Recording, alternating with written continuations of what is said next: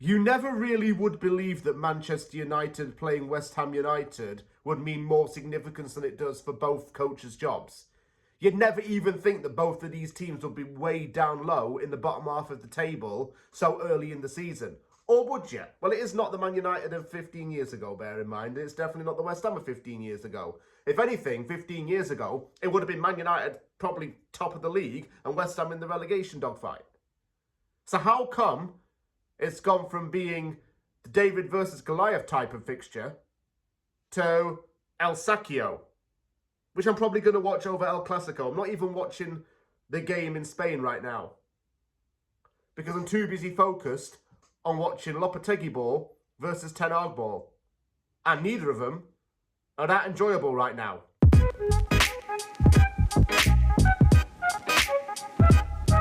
Whenever we play Manchester United at home, we've always had this thing where it's been quite memorable. We're not just talking about the farewell Boleyn game or last season's 2-0 win or the 2-0 win in 2019 or the 3-1 win in 2018, etc., etc., etc. I'm talking more about the fact that it's always an unlikely result at times. I don't expect us to beat Man United, to be honest with you. I never really do. But we always come out of the place with all guns blazing and get a decent result at the end of the day. I'll say one thing for sure. They'll definitely concede and will definitely concede. And then someone's going to score at least 2 more goals. I just see that happening for some reason. And to be honest with you, I've had a look at Manchester United's results and I'm absolutely shocked by how bad they are this season. I'm not just talking performances. I'm talking about the results and what actually goes on in those games. I'm going to talk about it in a nutshell part because I was doing research on this and holy crap. I thought United was bad this season, but not this bad. The results haven't really been outstanding. Yes, United started off the season with a 1-0 home win against Fulham, in which new striker Joshua Zirkzee scored a late winning goal. But then they lost to Brighton and Liverpool, beat Southampton away, and their next home win came against Brentford, which was last weekend. It was a 2-1 win. Goals have been hard to come by. And in the opening 8 games, United has only netted, 1, 2, 3, 4, 5, 6, 7 times. It's not really that great considering they, in 3 of those games, 4 actually of those games, they didn't even score at all. They've won twice at home all season and won once away from home so far. Zirkzee is one player that I didn't expect to do well at United. And do you know why? Just because of the culture of the club right now. And also, I think if he went to a lower level Premier League club, he'd be class. That's not me saying West Ham signing, by the way. It's me just trying to shed some light on it. When Zirkzee scored that goal against Fulham, I had a feeling the commentators would say, oh, that's his welcome to the Premier League moment. But how wrong are you? Because he hasn't bagged in the league since then. Garnacho's scored 2 goals in the Premier League so far this season. Højlund's finally got the monkey off his back and scored. Those are impressive results.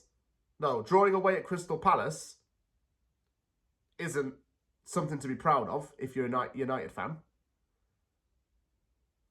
11th in the league, and probably lower now because of other results. This isn't promising. The worst thing about Ten Hag is that if he does go, United's going to get some crappy coaching for the next 18 months. I guarantee it. There's no structure, really, at this club. Oh, yeah, honourable mention. Mazraoui was about to sign for West Ham over the summer, but then went to Man United. He was playing as a number 10 the other day, wasn't he? That 115-year-old woman who died recently, the oldest living person in America, wasn't it? She lived through 2 world wars, Einstein, the Wall Street crash, etc. And a Moroccan fullback playing in a number 10 was enough to decide, nah, I'm done. I'm off the face of the world. Yeah, that's how bad that was. Christian Eriksen's had an alright season so far. But everyone's been alright. That's the thing. Everyone's been alright. No one's been outstanding. Diallo has glimmers of brilliance in him. Højlund, inconsistent. Rashford I would have sold over the summer. Fernandes, best we don't speak. I can't say any of these players are ones to watch because they're not outstanding. They're not great. But they will have moments, and if anyone's going to want a bag, it's going to be against us. Sod's Law, again. One player who played for both was Aaron Wan-Bissaka. Aaron Wan-Bissaka left Manchester United to head back to London to play for West Ham. Honestly, in his time at United, he was developing himself into one of the best attacking fullbacks in the league. And he showed great defensive ability. I'm glad he's with us now, though. Definitely an upgrade on Sofal, and kind of a loss for Man United in some ways because he did spend a long time up at Old Trafford. I am going to say 3-1 to United. We'll concede for sure. They'll concede for sure. But they're in desperate need of a win, and they're playing us. So I don't really know if it's going to be a good result for West Ham. Kudus won't be playing because he's suspended, so Somerville's likely to start, and it's a big opportunity for the Dutch winger to show what he can do. Alvarez is back to full fitness, but does he start right away? I don't know.